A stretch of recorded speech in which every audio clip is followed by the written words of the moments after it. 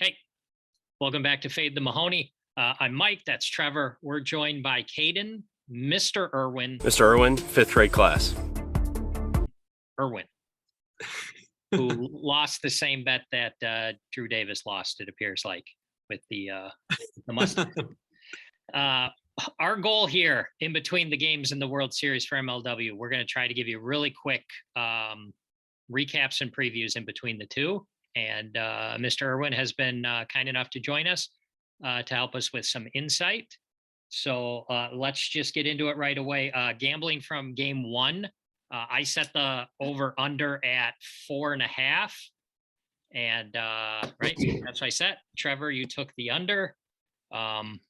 Wasn't really in doubt until it was, but you won that one. Congratulations.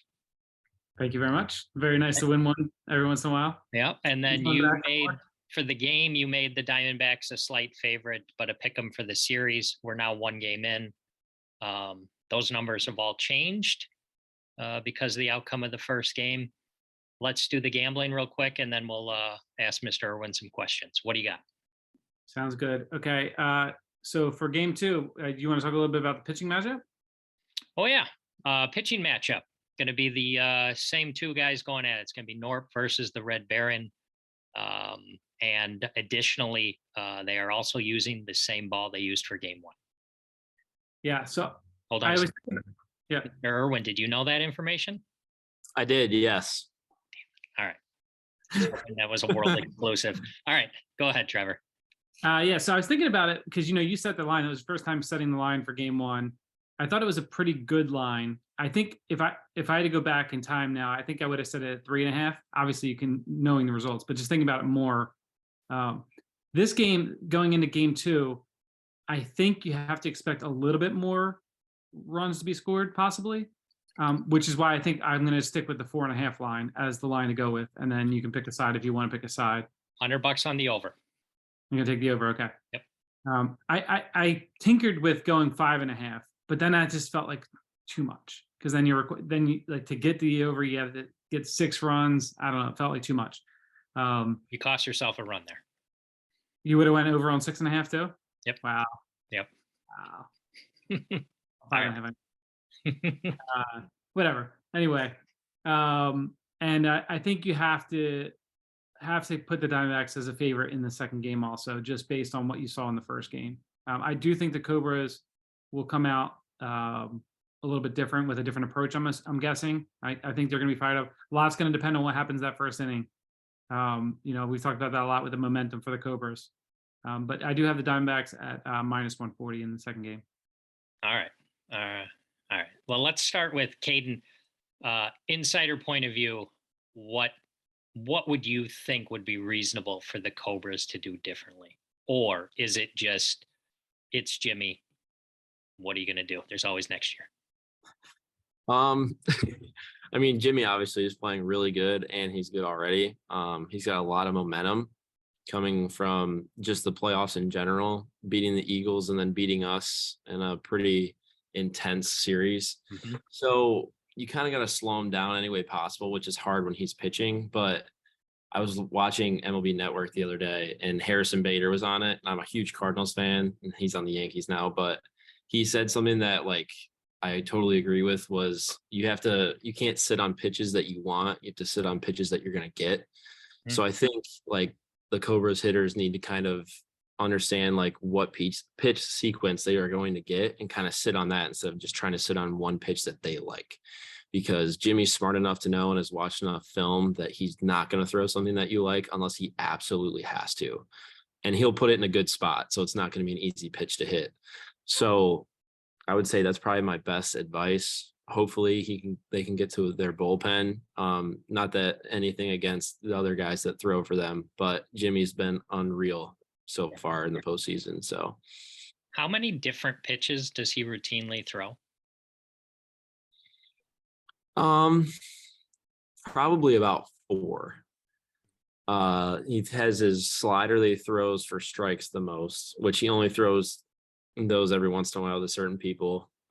His drop ball, then his like screwball kind of 2-seam, and then that like curve drop that he's kind of gotten that's actually really quick. It has a really sharp turn on it. Those are the 4 that he throws the most.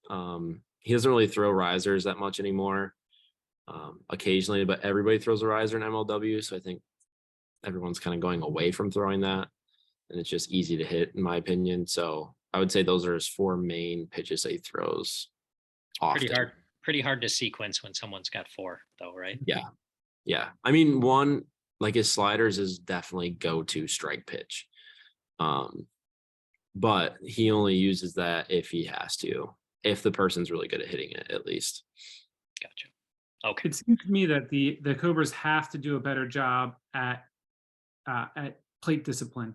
They swung at way too many bad pitches in the first game. They didn't look like, I mean, obviously you don't see all the at bats, but it didn't look like many of them had good at bats, aside from maybe Sean had a couple of good ones. And Sean was really fighting off that slider that Jimmy was throwing that starts way out over here and then is just going to hit the corner. And Sean knows he has to swing at it to protect. But Sawyer, they have to get something more out of Sawyer. He's got to put the ball in play like he's known for doing. And then obviously come up with a big hit. But it just didn't look like they had any hope of touching Jimmy in that first game. On the flip side of things, Barron pitched really well except for 2 pitches. He threw 2 really bad pitches to Jimmy and Jonah, and they both seemed like the same pitch. They seemed like they were both, I guess they were supposed to be drop balls maybe, but they didn't even seem like they did anything. They would just stayed straight, and Jimmy and Jonah did not miss them. And you know, the big key in that series was Jonah's at bats that he had. He had a bunch of great at bats, walked a bunch of times. And so you always see, like, this is what we talked about on here a lot, is if the secondary guys like Jonah and Shima are contributing a bunch and Sawyer and Flynn don't do much, then it's going to be really hard for the Cobras to overcome that.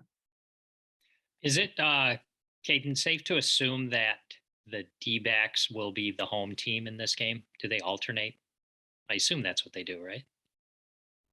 I think, I don't remember how they did. I didn't know if they did 2-2 and then 1, or I can't remember I know Tom told me, but I can't, honestly, I don't know. Right. They might alternate it depending. Do you know for sure, Trevor? I don't know. That's a pretty good question. Okay. Well, I'm going to assume they alternate every game because I'm really good at making assumptions, like that they were going to play all the games in one day. Factoring that in, putting it all together, Trevor, I'm going to lay the 140. Take the D-backs. Okay. Yeah, I'm going to lay the 140, so we've got a lot of action. I'm giving you a chance to make up some ground. This is undoubtedly going to be a D-back 7-0 victory or something. Right. Let's hope so. Which would actually, if they're the home team, I would probably have taken the under had you made it 1 run higher, just because I don't think they'll get all their at-bats. So for gambling purposes, I'm over 4.5 for 100, and then I'm laying 140 to win 100 on the D-backs. Caden, you did some pitching, right? I did. At the Meadows, the mound that you guys throw off of, is it elevated? No, I mean, maybe like 1/3 of a degree, but it's not like anything. No. Okay. I was wondering if, because I kind of feel that way just because you're on a rug, but I mean, it's not anything. It's not like we're Bob Gibson changing the rules out there. Okay. Well, that's specifically what I was asking about. If it was going to change the pitcher's feel or take away a little of their advantage. I mean, it's kind of the same as it was in Oklahoma, I guess, that it would be at SoFi, the same level. Okay. If it would be different. It did feel different when I pitched there than compared to the Meadows. So, I mean, it should be similar. I can't speak to those guys though, being out there. So. All right. Trevor, I'm going to disagree with what you said about the Red Baron and only 2 bad pitches. He got tagged over and over and over again that last inning. 2 home runs. He hit those 2 line drives that Drew made the plays on. But I mean, I didn't think those were that bad of pitches. The pitches that Jonah and Jimmy hit both were just not Barron-like pitches. Okay. All right. I think I have a question for you guys to think about. Yeah. So if the Cobras lose game 2 with Barron on the mound, do you go to Sawyer or do you keep Barron on the bump? You have to. You have to what? Go to Sawyer? You have to. Yes. I was just curious. What if it's a 1-0, 1 swing? You stick with Barron or do you just go Sawyer? 1-0, 1 swing losses. You had any of those recently, Caden? Yeah, just one in particular that still haunts us, but it's all right. Brutal. Uh, I mean, I don't know. That's such a tough decision for Drew to make. And I'd feel for Drew in that situation because, Barron's your guy that's gotten you there all year. Sawyer obviously has some good stuff here and there, but I think I'd be tempted to just stick with Barron. But I don't know. I really, obviously financially, I want to see the Cobras win now. Um, but I went from a viewing perspective. I also like to see them win just to see what adjustments the teams both make going to game 3. If the Cobras win this game 4-0 or something like that, Mhm. what do they go Jimmy again? Do they switch up the pitching? Like what's the plan there? So I'm pretty interested to see how the series plays out.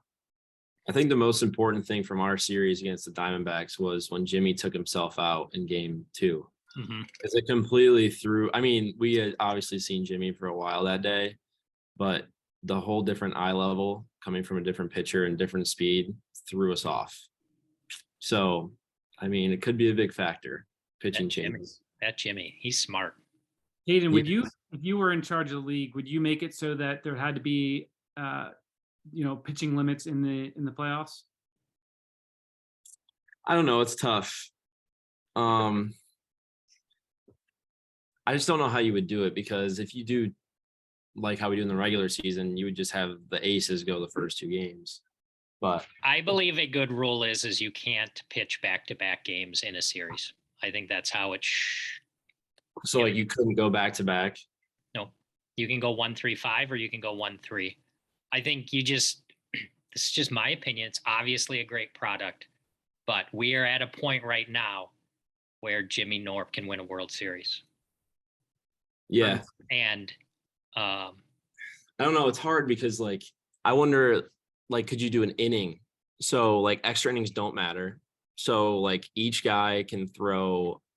So if it were to go 3 games, like, for example, it'd be 9 innings. Like you could have a guy throw 5, so they can't go the complete 2 games. So like you could determine if one person wants to start like game 1, and then you bring someone in for the 5 if you want to do that, or you could do where someone has to pitch 1 and then they come out and then they're done. You know what I mean? So like they couldn't come back in later on. So it's kind of just depends. I think that'd be cool, I guess, to kind of change it up. Like you get 5 max. So like you bring in a closer in game 2. If you're up, you sit that guy to only pitch 2 innings the third game. You know what I mean? Kind of brings in a whole new, but that changed so much. yeah, It'd be hard. I think anything that increases managerial decisions, I think would just make it more interesting. I agree, and it's not like the kind of older days of MLW where there were some teams that literally only had one good pitcher, and therefore you're just kind of watering down the product, especially in the playoffs where if you only have that one good pitcher, you just have no shot of winning. Whereas now, all the teams pretty much have at least 2 serviceable pitchers, at least, where you're not just going to get blown out, and that really kind of makes it more of a team game, obviously, as it goes along. Yeah, it's tough. It's hard to change too. It's worked so well for so long. That's and for now sure. like, are we going to have the Jimmy Norp effect where we have to change it because ace pitchers can just go the entire time? Yep. Yeah. You could say the same thing about Jordan. Like they scored only 2 runs the entire series and we scored 4.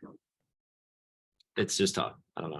It's hard to imagine with the current rules. It's hard to imagine picking a team other than, let's say, the Preds, Mallards, or Diamondbacks to win the World Series, because you have at least what right now seems to be the 3 most dominant pitchers of the, in a 3-game series format.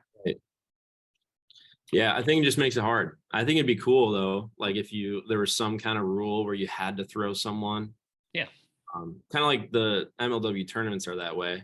I mean, you can only throw 3 innings in 1 game maximum. So you have to have 2 people throwing a game in order for it to finish. So, I mean, you could do that where the starter can throw 2 innings in a game, and then you have a guy that has to throw another one. You know what I mean? So like each game matters. You do it by game. Just be tough. I mean, you'd see closers. It'd be kind of cool. Like every team would have a closer. Yeah, I like it. At that point, or a starter, and then a guy throws 2 innings. You know, Well, this is a great discussion for winter meetings, which hopefully we'll be invited to. definitely. All right. I won't be a Anything, part of those. So Trevor, do you have a new series line available? I didn't make one off the top of my head, but I mean, I didn't make one. It's Diamondbacks minus 300. Yeah, it's got to Right. be something like that. I mean, when they have the one game and they look so dominant, you have to put them as pretty substantial favorites. Just to go back, I think Drew should start Sawyer game 2 because of the third inning.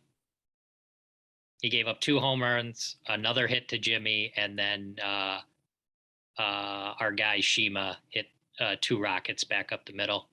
Appeared they saw him. So that's just my thought. All right. Anything else about MLW we need to talk about before Mr. Irwin gives us the Monday Night Football block of the year?